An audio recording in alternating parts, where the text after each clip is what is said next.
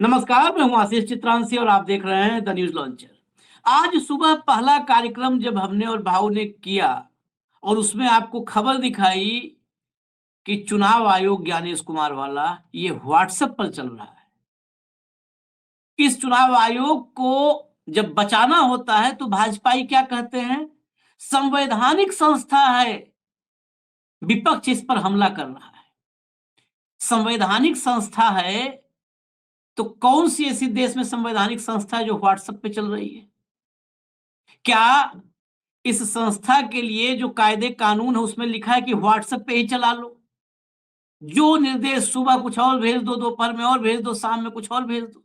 ममता बनर्जी ने जब ये आरोप लगाए तो भाजपाई और अंधभक्त सब बिलबिला उठे कि ममता बनर्जी झूठ बोल रही हैं। एक तो भाजपा के नेता बताने लगे कि ममता बनर्जी कलाकार हैं, ममता बनर्जी चित्रकार हैं, ममता बनर्जी कवि हैं, ममता बनर्जी सुनामी रोक देती हैं।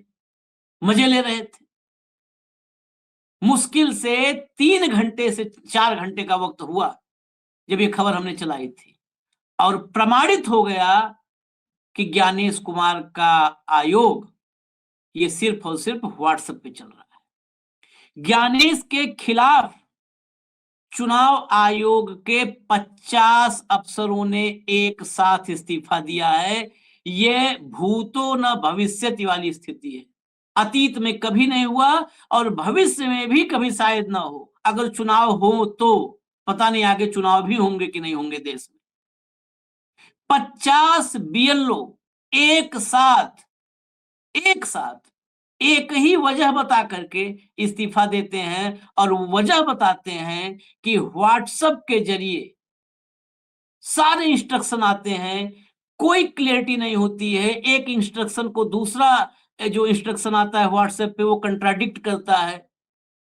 खुद ही नहीं पता होता है कौन इनको भेजता है। शायद ये भी जो आयोग है, अगर ये आरोप इन पे जो है कि व्हाट्सएप पे चला रहे हैं, शायद ये भी फॉरवर्ड ही कर रहे हैं। कोई पीछे से है जो मैसेज भेजता है और ये फॉरवर्ड करते हैं। अब बता दीजिए कि वो 50 बीएलओ देशद्रोही हैं, वो 50 बीएलओ सनातन द्रोही हैं, वो देश की विकास के यात्रा में जो मोदी जी यात्रा चलाए हैं, जिस यात्रा में कोई कुछ दिख नहीं रहा है, उस यात्रा में अवरोधक हैं, बैरियर हैं। बता दीजिए, आसान है बताना, बताया भी यही जाएगा, यकीन मानिए यही बताया जाएगा। मैं आपको खबर दिखाता हूं, जरा भाऊ को लाइए, शॉर्ट में खबर दिखाएंगे। स्वागत है भाऊ, भैया खबर ले आइए, खबर ले आइए। पश्चिम बंगाल, बंगाल में एसआईआर पर बवाल, 50 बीएलओ, ये बीएलओ में ओ ऑफिसर है, बूथ लेवल ऑफिसर। यही आप समझ लीजिए जैसे शरीर में धमनियों का काम जो होता है, नसों का, तो पूरे के पूरे चुनावी प्रक्रिया में ये बीएलओ ही धमनियां हैं। हमारी चुनावी लोकतंत्र की ये नसें हैं। इन्हीं से चुनावी लोकतंत्र में पूरे जो है ब्लड सर्कुलेशन होता है। और ये इस्तीफा दे रहे हैं, ये आरोप लगा रहे हैं। बाकी तो जितने वो सब साहेब हैं ऊपर बैठ के। असली यही चुनाव में शुचिता, चुनाव में निष्पक्षता, चुनाव में पारदर्शिता, लेवल प्लेइंग फील्ड, ये सब कुछ सुनिश्चित करने का काम जमीन पर इन्हीं बीएलओज का है। और ये बीएलओ इस्तीफा दे रहे हैं। बीडीओ ऑफिस में जमकर तोड़फोड़ की भी खबर वहां पर है। आगे मैं खबर भीतर जरा चलता हूं, भीतर दिखाता हूं आपको खबर। करीब 50 बीएलओ ने अपने पद से इस्तीफा दिया है। बीएलओ का आरोप है कि चुनाव आयोग की ओर से बिना किसी साफ और ठोस दिशा निर्देश के बार बार व्हाट्सएप के जरिए बदलते हुए आदेश भेजे जा रहे हैं। कुछ भी स्पष्ट नहीं है, बार बार बदल रहे हैं। ये बताइए, तो मतलब बच्चों जो है वो जो है उसको ही फेल कर रखा है, बच्चों खेल बना रखा है इसको। पहले कहा गया था कि केवल फॉर्म भरने से प्रक्रिया पूरी हो जाएगी, लेकिन बाद में सुनवाई के नाम पर आम लोगों को बार बार फोन कर बुलाया जाने लगा है। ये शायद शायद सूर्यकांत देख लें, जस्टिस सूर्यकांत सीजेआई शायद देख लें, वैसे मुझे उम्मीद नहीं है। आगे चलिए, क्या चाहिए, कौन सा सबूत चाहिए? और इस देश की सर्वोच्च अदालत कहती क्या है? इस देश के सीजेआई क्या कहते हैं कि संवैधानिक संस्था है, हमें इस पे पूरा भरोसा है। अरे ये पढ़ो फिर बताओ ना भरोसा है कि नहीं है। आगे चलिए। हाँ, मुर्शिदाबाद जिले के फरक्का ब्लॉक में एसआईआर प्रक्रिया को लेकर हालात लगातार तनावपूर्ण होते जा रहे हैं। एसआईआर के नाम पर आम लोगों को परेशान किए जाने का आरोप लगाते हुए फरक्का ब्लॉक के सभी बूथ लेवल जितने थे, यहाँ पर 100% इस्तीफा हुआ है। सभी बूथ लेवल ऑफिसर ने एक साथ सामूहिक इस्तीफा दे दिया है। यह इस्तीफा बुधवार सुबह फरक्का ब्लॉक इलेक्शन ऑफिसर यानी ईआरओ को सौंपा गया है। आगे चलिए जरा, टीएमसी का ट्वीट लाइए। टीएमसी का ट्वीट लाइए। ये दरअसल अब वेरीफाइड, इसको कह सकते हैं हम, ये वेरीफाइड ट्रुथ है, जो क्योंकि अब बीएलओ बोल रहे हैं भाई, उस सिस्टम का हिस्सा है। अब उनको भी ना माने तो हम मानेंगे किसको? फिर तो पूरा देश झूठा है एक आदमी छोड़ करके। टीएमसी ने इस खबर पे लिखा है, when people don't choose BJP they change the rules, verified reports shown the election commission's written guidelines in West Bengal were quietly overridden through informal WhatsApp instructions by advancing deadlines, compressing verification timelines, and marking voters absent before the legal period expired. This directly violated EC rules that guaranteed time to voters and mandate multiple home visits. Rules changed off record mean no accountability, only disfranchisement. Sri Abhishek Banerjee raised this first independent verification confirms it now. ये सबसे पहले ये आरोप लगाया था, ये confirm हो रहा है। देखिए, सबके आरोप सच साबित होंगे, लेकिन किसी को नहीं सुना जाएगा इस देश में। चुनाव आयोग ECI must answer who ordered this theft of votes and how many citizens were silently erased. अब इसके बाद एक जरा लाइए, ये सबसे अच्छा काम जब से एसआईआर शुरू हुआ है ये किया है रिपोर्टर्स कलेक्टिव ने। लगातार इनकी रिपोर्ट्स हैं, इन्होंने बहुत कुछ खोला है बीएलओज के और अफसर्स के हवाले से कि चुनाव आयोग का सॉफ्टवेयर वाला सच भी इसी की रिपोर्ट थी, रिपोर्टर्स कलेक्टिव की रिपोर्ट थी, जो सॉफ्टवेयर का झोल किया था, सॉफ्टवेयर से कैसे जो है संदेह वाले वोटर्स को घंटे भर में करोड़ों वोटर्स को नोटिस जारी हो रहा था, सब इसी का था। रिपोर्टर्स कलेक्टिव की भी रिपोर्ट है, verified ECI's top West Bengal officers sent orders to state officials for SIR on WhatsApp. चुनाव आयोग का टॉप का वेस्ट बंगाल का अधिकारी जो स्टेट के अधिकारी हैं, उनको व्हाट्सएप पर एसआईआर के ऑर्डर भेजता है। व्हाट्सएप पर शायद ये सपना, ये व्यवस्था शायद न नेहरू कर पाते, नेहरू नहीं कर पाते, इसीलिए तो नेहरू को सुबह शाम गाली देनी है। ये व्यवस्था शायद नेहरू नहीं कर पाते। नेहरू ने आईआईटी बनाया, एम्स बनाया, ये चुनाव आयोग की स्थापना की, उसमें चुनाव आयुक्त बिठाया सुकुमार सेन को, दुनिया भर में गए वो चुनाव करवाने, सूडान गए जिसको निशिकांत बताया राज्यपाल बना दिया था। सारे लोकतांत्रिक संस्थाओं की स्थापना की, उनकी जड़ें गहरी की, लेकिन ये नेहरू ने नहीं कल्पना किया था कि वहां पर व्हाट्सएप से ये लोकतंत्र व्हाट्सएप से चलेगा। व्हाट्सएप डेमोक्रेसी दुनिया की पहली व्हाट्सएप डेमोक्रेसी है।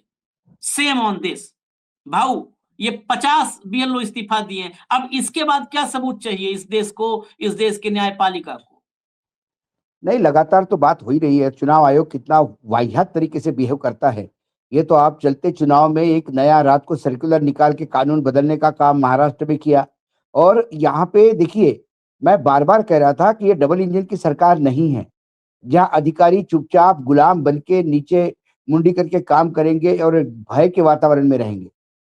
ये ममता की सरकार है और केंद्र यही चाहता है कि यहाँ डबल इंजन की सरकार हो। तो इसके पहले भी जो कंप्यूटर जनरेटेड नोटिसेस आते थे, यदि इसको आपने ध्यान से उस समय पढ़ा होगा, तो ये जो बंगाल कैडर के जो अधिकारी थे, स्टेट कैडर के, उनके एसोसिएशन ने ये बोला था ये नोटिसेस कैसे इशू हो रहे हैं और ये संदिग्ध लोगों को नोटिसेस कैसे इशू हो रहे हैं। नोटिस देने का काम बीएलओ का है, ये नोटिस डायरेक्ट कंप्यूटर से कैसे आ रहे हैं? तब पहली बार चुनाव आयोग ने माना कि कुछ डिस्क्रिपेंसी है, कुछ प्रॉब्लम है सॉफ्टवेयर में, इसके वजह से ऐसा हो रहा है। तो इनका काम फुल प्रूफ नहीं है, सब है। दूसरी बात जो अहम है, देखिए ये बंगाल है आशीष, मैं बार बार कहता था हर राज्य की एक तासीर अलग होती है। यदि आप बीएलओ है, आप मेरे यहाँ आए, मैं बंगाली हूं, आपने जो प्रमाण पत्र मांगा मैंने दे दिया, आपने जो जो कुछ मांगा मैंने दे दिया, उसके बाद मेरा नाम यदि संदिग्ध लिस्ट में है, मैं तो आपका गला पकड़ूंगा। गणेश कुमार तो जेड सिक्योरिटी में बैठे हुए हैं, वहां तक तो कोई नहीं जा सकता। लेकिन मैं तो बीएलओ को कहूंगा कि तूने ही किया था भाई, मैं क्यों नहीं हूं, मैं संदिग्ध में कैसे आ गया, क्या कमी थी मुझे, कौन सा मैंने नहीं दिया? इसलिए कि मैं मुस्लिम हूं, इसलिए कि मैं आपके पार्टी बीजेपी के समर्थक नहीं हूं? तो यहां जो फ्रंट लाइन है, जो फेस करेगा हिट, जो लोगों का क्रोध जिसको फेस करना पड़ेगा, वो बीएलओ है। बीएलए तो बीएलओ तक लेके जाएगा ना, यही था भाई। और बंगाल में लोग चुप नहीं रहते,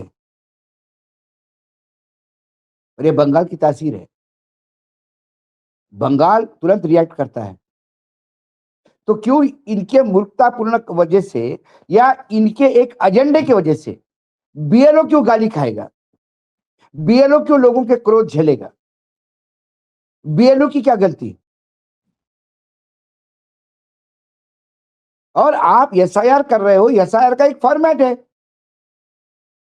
उसी फॉर्मेट में चलना चाहिए। आपको अलग अलग राज्य में आपको एक एजेंडा लागू करना है हर राज्य में, और वो एजेंडा है कि सिर्फ मतदाता बीजेपी के समर्थक होंगे। प्रतीत तो ऐसा ही होता है। इसलिए वो सूची जारी करने के लिए सिर्फ बीजेपी के समर्थक या एनडीए के समर्थक ही वोट दे, ये सूची जारी करने के लिए एक आप प्रोसेस में जा रहे हैं। कुछ राज्यों में ये नहीं हो पा रहा है तो आप कानून बदल रहे हो, रातों रात एक नया सर्कुलर इश्यू कर रहे हो, नए इंस्ट्रक्शन इश्यू कर रहे हो। अच्छा, बीएलओ कोई चुनाव आयोग का कैडर नहीं भाई,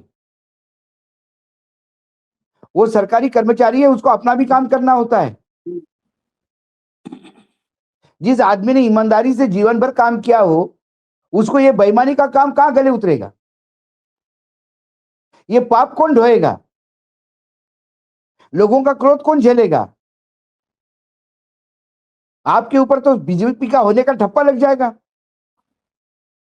क्यों ठप्पा लगवाएंगे? और चुनाव आयोग सुनने के तो मूड में नहीं है, वन वे ट्रैफिक है, मैं जो बोलता हूं वही करो बस।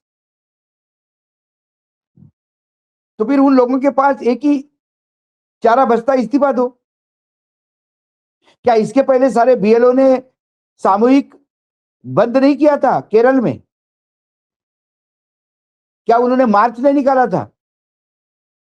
अब आप बोलो ये भी विपक्ष के लोग हैं, ये उन राज्यों में हो रहा है, बीएलओ वोकल होके बात करता है या बीएलओ एक्सप्रेस कर पा रहा है, बीएलओ अपनी बात रख पा रहा है, जहां भय का वातावरण नहीं है।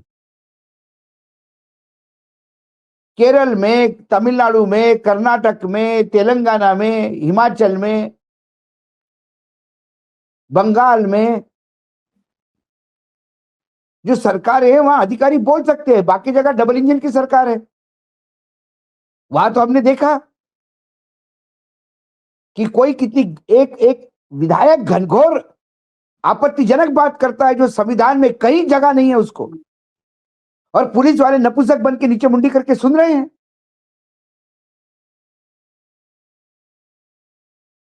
क्यों? यह डर का साया है। जहां डबल इंजन की सरकार है वहां डबल दबाव है, उनके अनुसार काम करने का। सरकारें आती है जाती है, सिस्टम चलता है आशीष, एक सिस्टम है, उसके तहत ही चलेगा। लेकिन ये जब सरकार में आते हैं तो ये पूरा सिस्टम बदलना चाहते हैं, और सिस्टम बदलने के लिए फिर आप आतंकी मतलब आतंक फैलाते हो। डर, भय, तो लोग वो सारा काम करते जो उनके मन के विपरीत हो, वो सारा काम करते, वो जानते हैं कि मेरी ड्यूटी नहीं है, वो काम करना पड़ता है उनको, जानते हैं कि वो गलत काम हो रहा है, संविधान के अनुरूप नहीं हो रहा है, लोकतंत्र के अनुरूप नहीं हो रहा है, लेकिन बोल नहीं पाते। इसलिए मध्य प्रदेश, राजस्थान, छत्तीसगढ़, गोवा बोल नहीं पाते। क्या उस बीएलओ को पीड़ा नहीं हुई होगी गोवा में, जो 3 बार नेवी चीफ के यहाँ जाके आया, कागज भरवा के आया, फिर उनको 13 किलोमीटर दूर जाना बुलाया गया? क्या उसको पीड़ा नहीं हुई होगी? 18 किलो, क्या उसको पीड़ा नहीं हुई होगी कि यार देश पे समर्पित 72 साल की उम्र है, इस उम्र में उस आदमी ने देश के लिए सब कुछ न्यौछावर कर दिया, अब रिटायरमेंट अपनी जिंदगी जी रहा है अपने लिए, उसकी मैं सेवा करने के लिए गया था, लेकिन मेरी क्या गलती? उसकी तो कोई गलती नहीं है। साहब तो बोले कि उन्होंने जो डॉक्यूमेंट मांगे वो मैंने दे दिए थे, वो 3 बार मेरे पास से आए, और आपको लगता है कि आपका फॉर्म गलत है तो फॉर्म चेंज करो।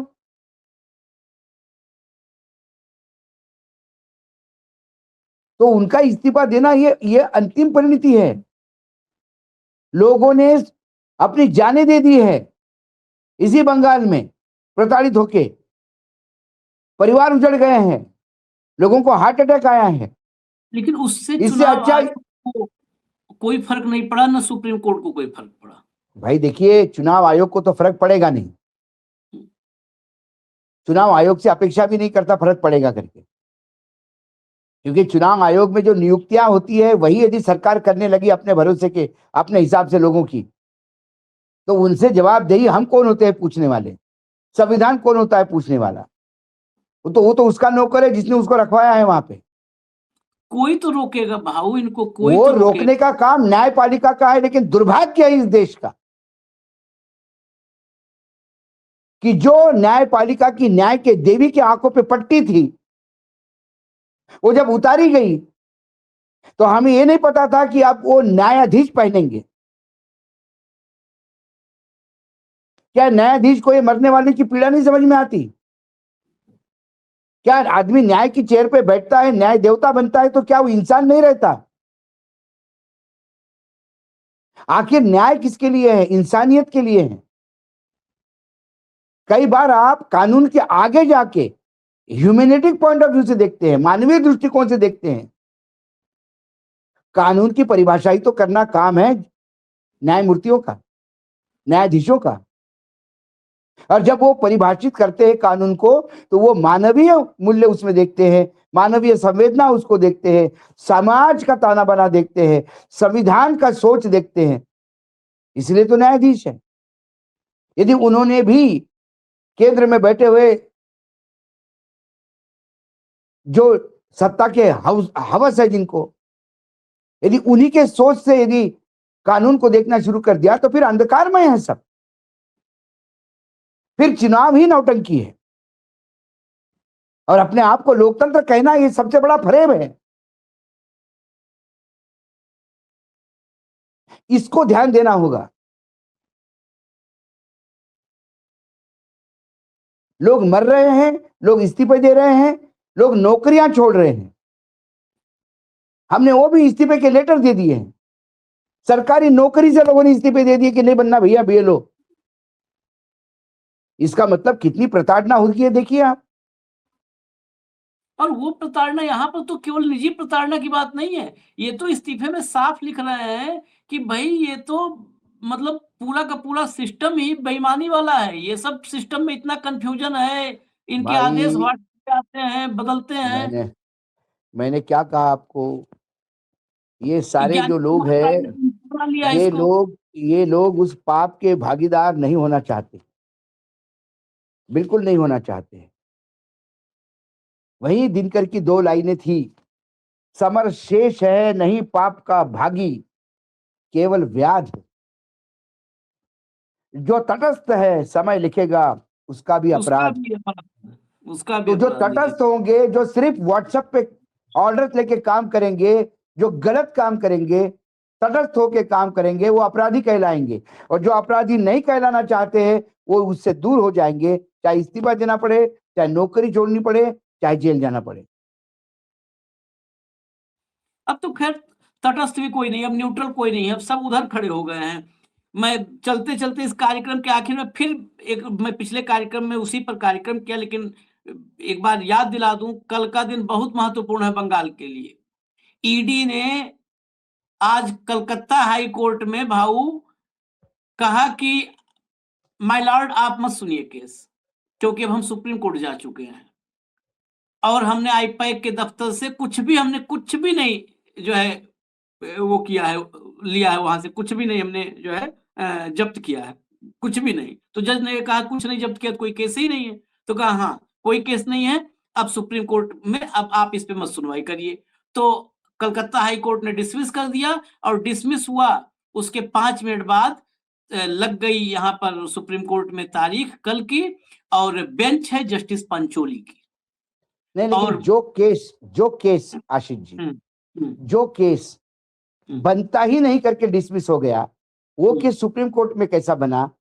नहीं, वो केस जो हाई कोर्ट में था, वो हाई कोर्ट में केस टीएमसी की तरफ से था कि जो है हाँ, तो उसको खारिज करवा दिया और कहा अब हम सुप्रीम कोर्ट में गए ये भी थे, गए ये भी थे ममता के खिलाफ, लेकिन इन्होंने कहा कि ममता के खिलाफ जो हमको अब कहना है हम सुप्रीम कोर्ट में कहेंगे, तो वहां पर डिसमिस करवा करके, और कल सुप्रीम कोर्ट में ये केस लग गया है और बेंच है जस्टिस पंचोली की, वही जो अभी अभी गुजरात से आए हैं नागरत्नावली। इसमें हो सकता है कि पंचोली जी कल सरकार बर्खास्त करने का आदेश दे दे।